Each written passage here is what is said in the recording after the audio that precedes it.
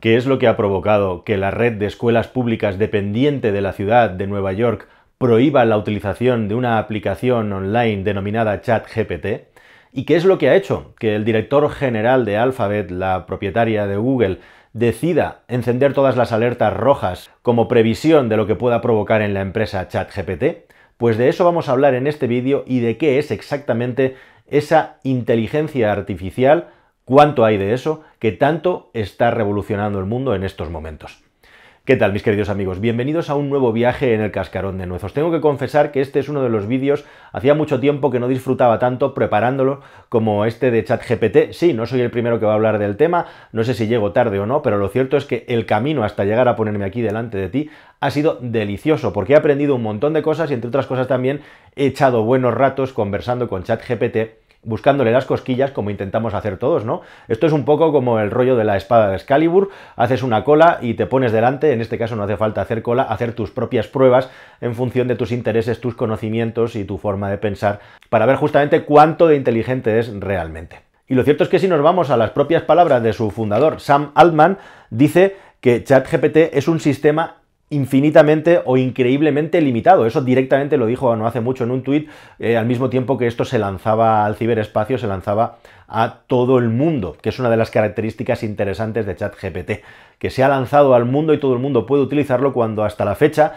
esto había sido algo muy limitado tecnológicamente a nivel de ciertas empresas que habían hecho testeos. Y también la segunda parte importante de todo esto, y por lo que ha generado tanto revuelo, es precisamente porque algunas empresas que lo han intentado lo han tenido que retirar corriendo por los problemas de reputación que estaba generando una aplicación de conversación con inteligencia artificial subida a la red. Pero sin embargo, ChatGPT ha resuelto todos estos problemas de una manera muy inteligente y también marketingianamente muy inteligente, porque es evidente que las personas y las empresas que hay detrás han pegado un grandísimo bombazo y, lógicamente, la valoración de la empresa se ha puesto y se va a poner por las nubes. Personas, por cierto, entre las que se encontraba Elon Musk. Cuando tú le preguntas quién hay detrás de ChatGPT, te dice que es una empresa fundada por una serie de personas y nombra a Elon Musk, lo cual es una forma de ponerse una medallita, teniendo en cuenta que Musk se marchó de la compañía en el año 18. Pero bueno, ahí ha quedado también su señal, ahí ha quedado también, digamos, pues su cuadro en el staff de honor. Y también Elon Musk es una de las personas que más ha hablado y que más está preocupada por el potencial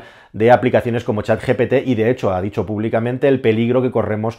por una aplicación tan perfecta como ChatGPT. Pero entonces te pones a estudiar, te pones a investigar a los expertos y te encuentras con expertos que saben bastante más de inteligencia artificial, porque llevan mucho más tiempo que Elon Musk trabajando en ello, que dicen que nada de esto, que esto es poco menos que un entretenimiento de feria y que no va a ir mucho más lejos respecto a las grandes expectativas que nos están creando otros expertos en inteligencia artificial o filósofos como, por ejemplo, Jordan Peterson, que no hace mucho hacía una locución diciendo, bueno, que en un año poco menos que íbamos a morir todos porque las inteligencias artificiales nos iban a superar en todo. Bueno, pues en este vídeo vamos a repasar con un poquito de calma y detenimiento exactamente qué es lo que hace esta inteligencia artificial, que ya os digo que es un modelo de inteligencia artificial basado en el tratamiento, en el análisis, el procesamiento y en la emisión de lenguaje, y por lo tanto su universo de aplicación es la lengua, es el lenguaje, y ahí es donde realmente es potente, y qué cabe esperar o no de todos estos sistemas en el futuro y si nos los tenemos que tomar en serio. Así que vamos allá. Bueno, si directamente le preguntas a ChatGPT qué es, bueno, pues es un programa informático que está en la nube y que puedes utilizar, al menos de momento, en abierto, sin pago.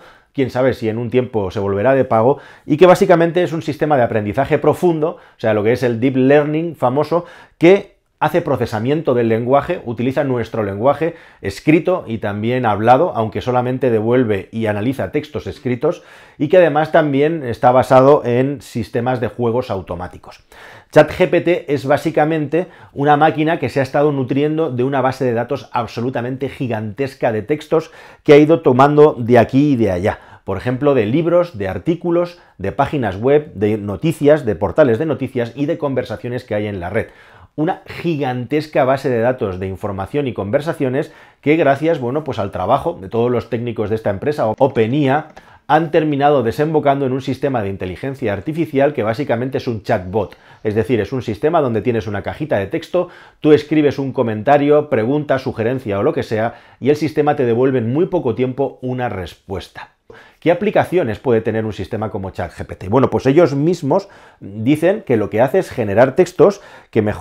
puede mejorar la precisión en los sistemas de búsqueda en Internet, que es súper útil pues, para servicios de atención al cliente, chatbots, etcétera, para poder hablar con personas porque utiliza un lenguaje natural espectacular. De hecho, yo empecé utilizando ChatGPT en inglés, luego me puse a probar en castellano pensando que con el español tendríamos problemas y para nada. O sea, es igual de bueno en español que en inglés, que en la mayoría de los idiomas más importantes del mundo, hasta donde yo llego, lógicamente, lo cual es una diferencia muy importante también. Y luego, pues este sistema se supone que es una mejora en el procesamiento del lenguaje natural, con lo cual, pues puedes tener toda clase de sistemas de atención al cliente para compras online, sistemas financieros, análisis de datos e informaciones para transmitírtelas casi en tiempo real, si esto está conectado a la red. También puede tener en el futuro aplicaciones directamente de escribir guiones con todo el lenguaje y toda la información que tiene acumulada, tomando de aquí y de allá, que es la clave de este sistema, que pica de aquí y de allá, y ese es su gran potencial y también su gran limitación, como vamos a ver a continuación. Pero también, por ejemplo, la atención médica y un grandísimo etcétera. De hecho,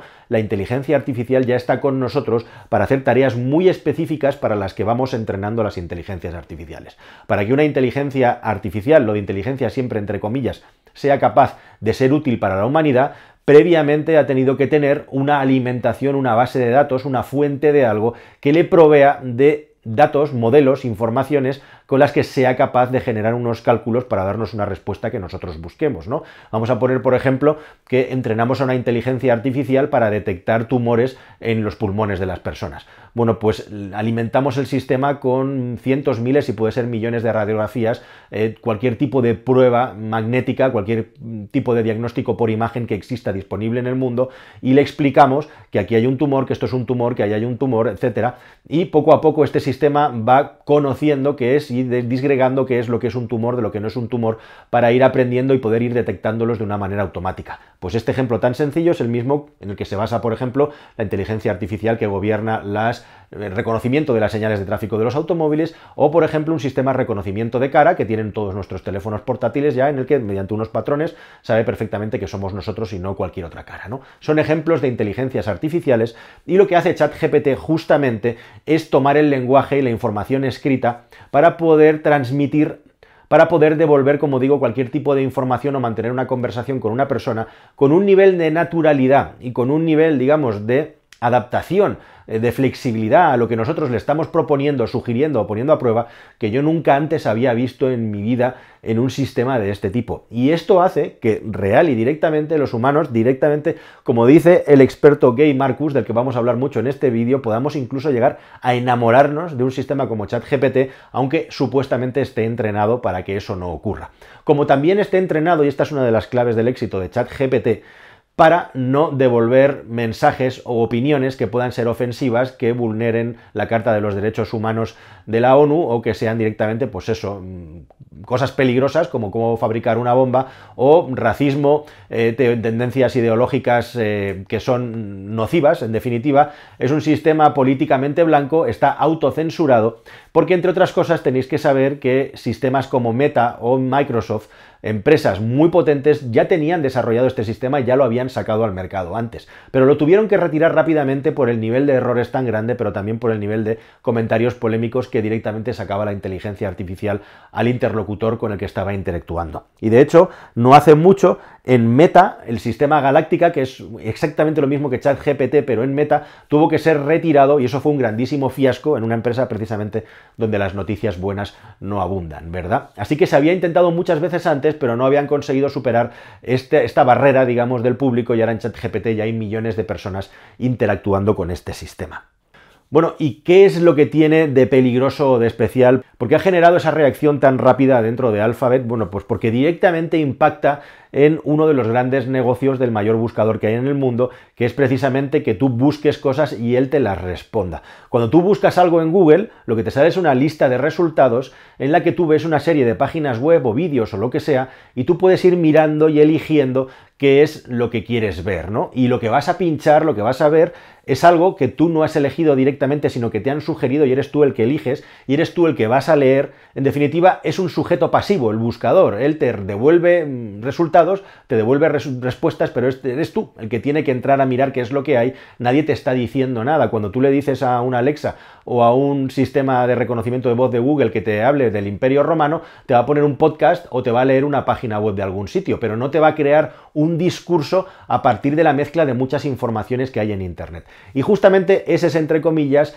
la gran amenaza de ChatGPT. Es una especie de Wikipedia, pero una Wikipedia que además es como un oráculo o un sabio al que tú le preguntas y te devuelve respuestas que no están originalmente en la web, sino que toman información de varios sitios y él las pega y las mezcla. Y te resuelve una respuesta original muy bien argumentada, muy bien secuenciada y además con una capa de asepticismo bastante importante justamente para no meterse en líos y también de precaución, pues para que no se le noten mucho los fallos y las costuras que tiene el sistema. Y este justamente es uno de los secretos y las claves de ChatGPT, que tú al final estás metido dentro de una caja en la que tienes una conversación con un sistema que te devuelve de una forma de lenguaje natural escrito respuestas a lo que le preguntas de una manera completamente activa, sin que tú tengas capacidad de controlar qué es lo que te está poniendo el algoritmo. ChatGPT hace esto, pero a modo de conversación. Y como digo, esto es fascinante y realmente resulta atrapante porque todo parece muy lógico, parece muy fácil y además parece tremendamente certero a la hora de responder. Incluso yo he podido comprobar cómo en el timeline de preguntas y respuestas incorpora la información que le hemos dado en preguntas anteriores para darte resultados a continuación. Pero esto, queridos amigos, tiene riesgos importantes, también sesgos todavía más grandes y limitaciones de las que no se está hablando tanto y que te voy a contar a continuación. Bueno, y precisamente el mayor problema es que precisamente ChatGPT toma información de aquí y de allá, la pega y la mete en una coctelera de lenguaje en la que te devuelve una conversación, una información perfectamente estructurada. Y tú tienes la sensación de que eso es veraz. Pero ChatGPT se equivoca mucho, muchísimo. Y uno de los problemas es, yo le llamo el problema del espejismo. Es decir, si tú no tienes ningún tipo de bagaje, si no tienes ningún tipo de acervo cultural o de información sobre un tema en concreto, ChatGPT te puede engañar perfectamente y tú no tener ni idea de que te están engañando. Y cuando digo engañar, no estoy hablando de que ChatGPT sea un sistema malicioso, sino que simplemente que se equivoca y se equivoca mucho. No solamente porque a veces se inventa la información cuando no existe, sino que además la mezcla de manera errónea. Con lo cual, tú no sabes en ningún momento, y este es uno de los grandes problemas de la inteligencia artificial actual, si el resultado que te está dando es certero al 100% y, en segundo lugar, cuál es el proceso que ha provocado que ese resultado sea certero o no sea certero. Y ahí hay una limitación extrema, muy importante que como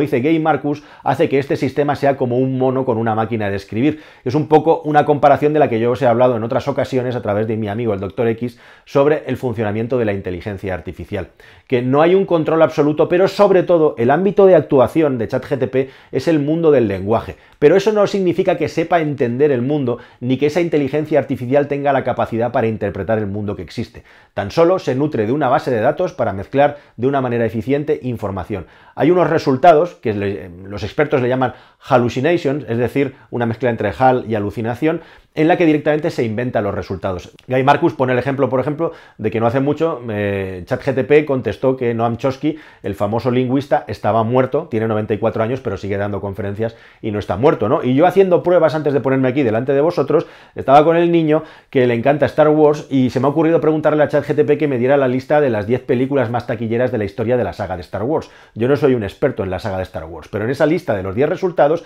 he encontrado un fallo flagrante, y es que en el resultado 9 y en el 10, la recaudación de la taquilla clavaba exactamente la cifra, lo cual es literalmente imposible, salvo que hayamos encontrado una conjunción astral, un punto de conexión en el universo. Y de hecho, yo se lo he escrito a ChatGPT y ChatGPT me ha reconocido que había cometido un error. Pero es que además luego me he dado cuenta que el título de la última película de la lista era el mismo título que la primera película de la lista, solo que con alguna palabra cambiada. Con lo cual te das cuenta que efectivamente a la que empiezas a interactuar y meterle caña a este sistema, comienzan a aparecer fantasmas y errores aleatorios que son sutiles en ocasiones, tanto más cuanto menos sepas del tema y viceversa. Esto no es una fuente fiable, pero sin embargo, como digo, sí puede provocar generar automáticamente un discurso, una información muy larga que tú luego vas a poder editar y corregir de errores. Con lo cual, pues esto precisamente para el mundo de la educación puede ser un riesgo muy grande porque los alumnos pueden tener la tentación de tumbarse a la Bartola y pedirle a ChatGPT que le escriba la historia de Roma,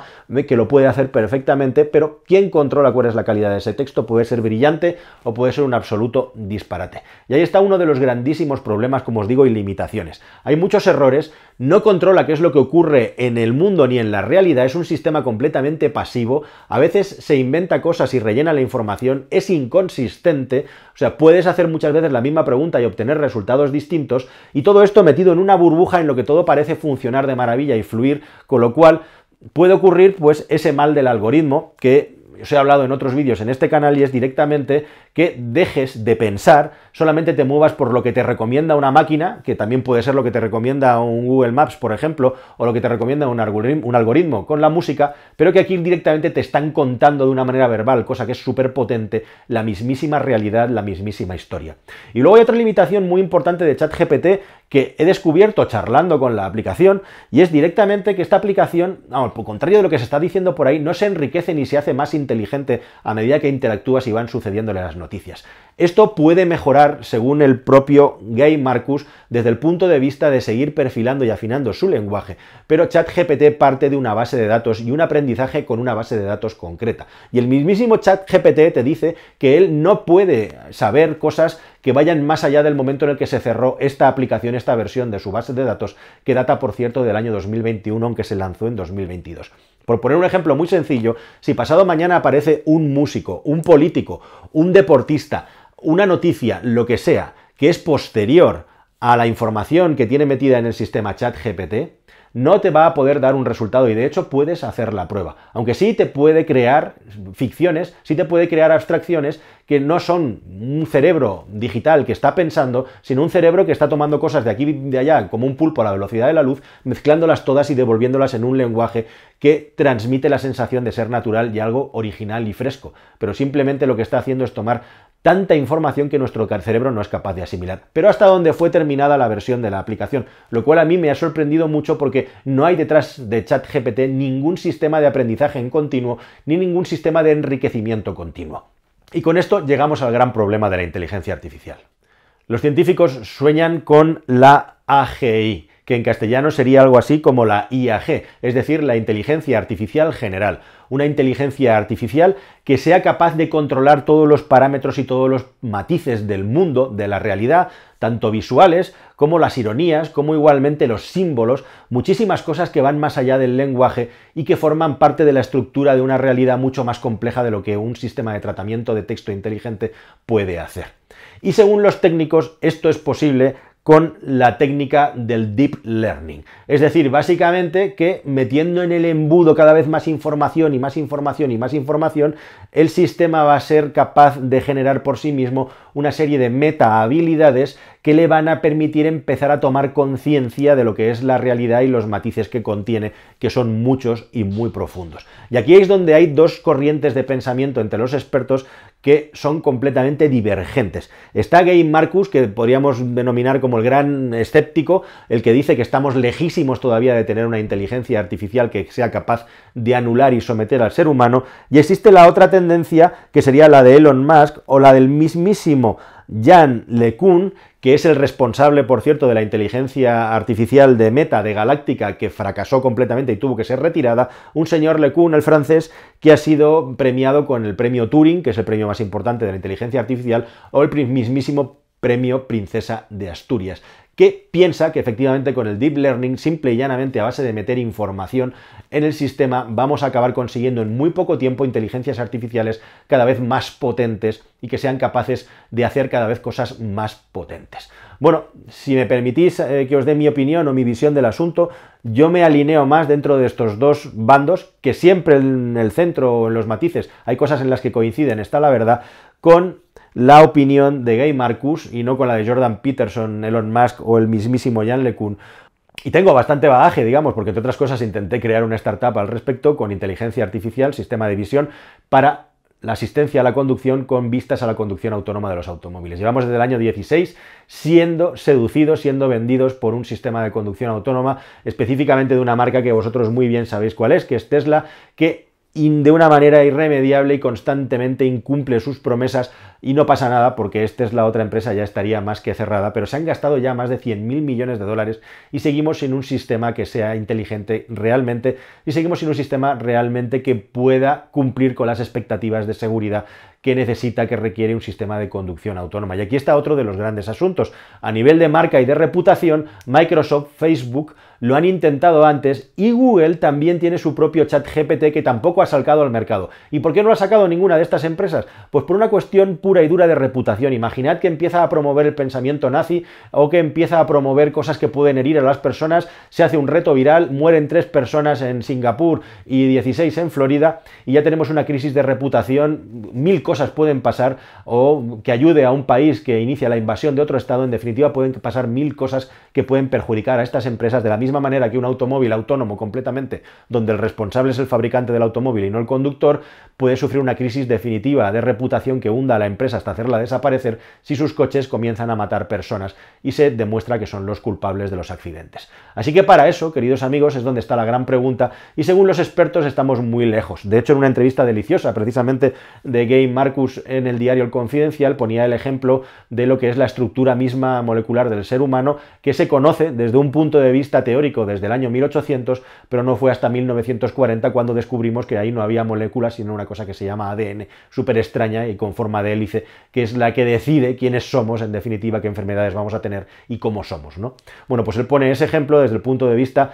de los apocalípticos, los integrados, los que dicen que en cuestión de... Jordan Peterson habla de un año, estas inteligencias artificiales van a desbancarnos, mientras que otros hablan de que quizá, quién sabe, podrían pasar 100 años hasta que tengamos la capacidad de la tecnología suficiente. Yo desde luego no lo sé, te lo cuento como se lo he leído y he aprendido de los expertos y también de mi propia experiencia con ChatGPT, que te recomiendo que pruebes mientras sea gratuito y en abierto, porque es verdaderamente interesante interactuar con una máquina y sorprendente, y también lo seductor que es dejarse llevar por las respuestas y quedar satisfecho con lo que te dice una máquina, con cosas que tú ni siquiera puedes contrastar ni saber si son verdaderas o no, o si tiene sentido lo que te están contando. Así que, queridos amigos, este es el mundo en el que nos movemos, un mundo absolutamente fascinante, muy interesante, en el que se está creando un nuevo mercado gigantesco y en el que, ojo, puede haber cosas que evolucionen a tal ritmo que se carguen profesiones en muy poco tiempo, como todo lo que son los procesamientos que requieren un relato intelectual. Fijaos lo que ha pasado con las aplicaciones de generación de imágenes. Si en el año 2022 hemos conseguido ya llegar a ese nivel impresionante de speech to image, es decir, nosotros metemos un input que es una información de una descripción y ese sistema con toda su base de datos es capaz de crear imágenes a partir de lo que tiene en su acervo, que no existían, pero con algunos fallos. ¿Dónde estarán los sistemas de generación de imagen artificial dentro de 2 años? ¿Cómo va a impactar eso en el trabajo de los ilustradores o de los diseñadores gráficos? Pues con esto de ChatGPT puede pasar lo mismo. Es capaz de generar relatos, de traducir textos, de hacer un montón de cosas con el texto que hacemos de momento los seres humanos mejor que los robots, que podrían acabar liquidando profesiones a la velocidad de la luz. Y a pesar de que hemos dicho una cosa, también decimos exactamente la otra. Ni siquiera sabemos todavía, no tenemos la capacidad en nuestra cabeza de en qué ámbitos esto puede revolucionar y cambiar las cosas, aunque en algunos muy concretos, como los ejemplos que te he puesto, sí que estás seguro que puede cambiarlo y a muy alta velocidad. Nada más, queridos amigos, como os digo, este tema es fascinante, me parece súper interesante seguir investigándolo y estudiándolo, y espero que vosotros también lo hagáis, y si puede ser a mi lado aquí en el Cascarón de Nuez, no dejéis de suscribiros al canal si no lo habéis hecho todavía, y nos vemos en un próximo vídeo que espero que sea más y mejor. Hasta el siguiente, adiós.